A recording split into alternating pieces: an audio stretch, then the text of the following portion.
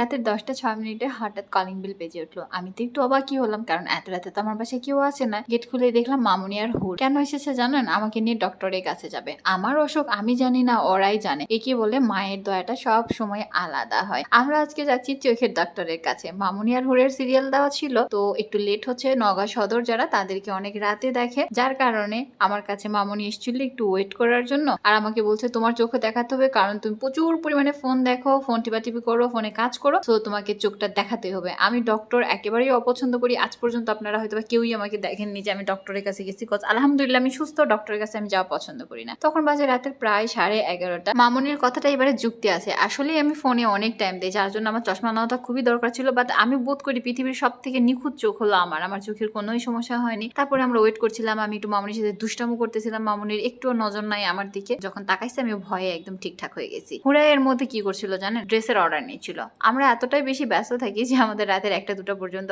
কাজ থাকে। এই রাতের বেলাও অনলাইনে কিছু ড্রেসের অর্ডার আসছিল, আর হুরাই সেটা কনফার্ম করলো। অতঃপরে আমাদের সিরিয়ালটা চলে আসলো, আমরা আসলাম ডক্টর সাহেবের কাছে। আমার সব থেকে মজার বিষয় লাগছে কি জানেন? আজ পর্যন্ত আমাকে অনেকেই বলে যে আপু আমরা ভিডিও দেখছি বা দেখলাম বা চিনি। আমি খুব বেশি অবাক হইতাম না, যেটা খুবই স্বাভাবিক। বাট ডক্টর যখন আমাকে বলছিল যে আপনার মোবাইল শোরুম আছে না, আপনি আননি না, তখন আমি খুবই অবাক হয়ে গেছি। আর এটা আমার জীবনের প্রথম অবাক হওয়া যে আমাকে উনি চিনেছেন। Thank you so much sir আমাকে চেনার জন্য। আর অবাক হব না কেন? ডক্টর ভোরে 4টা 5টা পর্যন্ত পেশেন্ট দেখে, সেই ডক্টর আমাকে চিনে, এটা আসলে আমার কাছে অনেক গর্ব করার একটা বিষয়। আলহামদুলিল্লাহ সেদিনের ট্রিটমেন্ট খুব ভালো ছিল। আর আমার চোখের মধ্যে একটা মেশিন দেওয়া হয়েছে, একদম দেখতেছে পুঙ্খানুপুঙ্খন ভাবে কি হচ্ছে না হচ্ছে। আর এটা হলো আমার চোখ, যে চোখটা আপনাদের সবার পছন্দ, সেই চোখে আজকে কি অবস্থা দেখেন। ডক্টর কামাল আহমেদের ট্রিটমেন্ট আসলেই অনেক ভালো। আমার ফ্যামিলি অনেক দিন ধরে তার কাছ থেকে ট্রিটমেন্ট নিচ্ছে। আলহামদুলিল্লাহ খুবই ভালো সার্ভিস। যারা যারা মনে করেন চোখের একটা ভালো ডক্টর দেখাবো নওগাঁতে, আমার মনে হয় যে আপনারা ডক্টর কামাল আহমেদ স্যারের কাছে দেখাতে পারেন। ওনার ঠিকানাটা হলো সরিষাটি মোড়ে। নওগাঁতে উনি পেশেন্ট দেখেন বৃহস্পতিবার, শুক্রবার ও শনিবার। আমি খুব আশায় ছিলাম যে আমাকে চশমা পড়তে হবে না, কারণ চশমাটা আমি খুবই অপছন্দ করি। তারপরে আমাকে ফাইনালি চশমাটা নিতে হয়েছে, সেটাও খুব মিনিমাম একটা পাওয়ারের। সব থেকে বেশি সমস্যা ছিল হুরের চোখে। সবাই হুরের জন্য একটু দোয়া করবেন। আর আজকে যে ড্রেসটা আমরা পরেছিলাম সেটা আমার পেজের ড্রেস। যাদের যাদের ভালো লাগবে অবশ্যই অর্ডার করবেন। আর যারা যারা নিয়েছেন তাদেরকে অনেক অনেক ধন্যবাদ। ড্রেসটা আসলে অনেক সুন্দর আর কাপড়টা